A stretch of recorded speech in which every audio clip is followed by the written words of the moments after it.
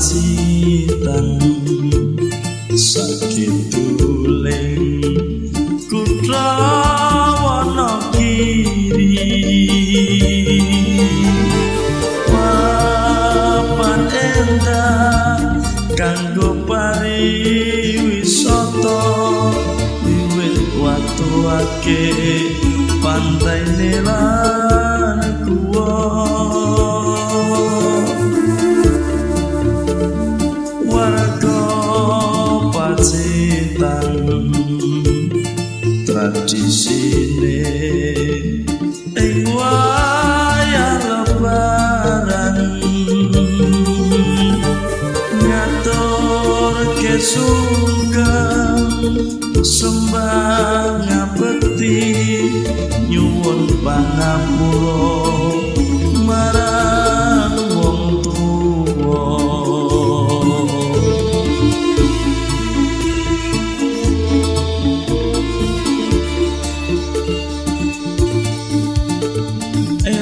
eleng-eleng aja nganti lali kutha Pacitan endah merati prawisata wis padha mbuktekno pager gunung lan alas opo nelayan lan sedulur tani urip bebarengan rukun nyawiji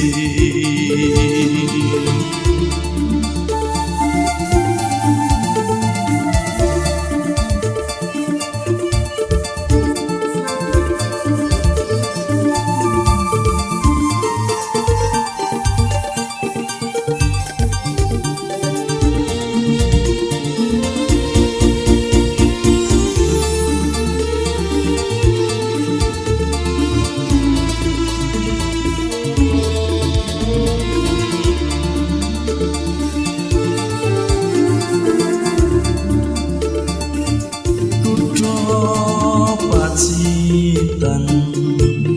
sakituling kutha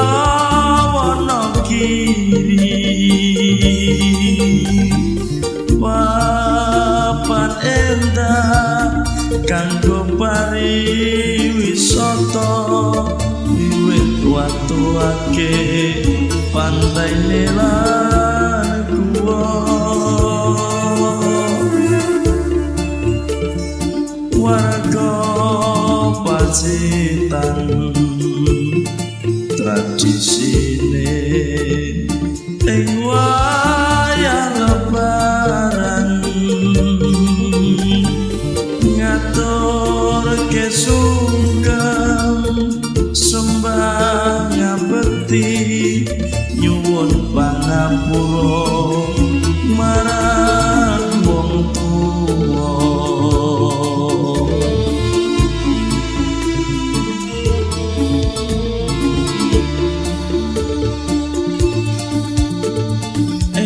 eleng-eleng aja nganti lali kutha Pacitan endah merati prawisata wis padha mbuktekno pager gunung lan alas opo nelayan lan sedulur tani urip bebarengan rukun nyawiji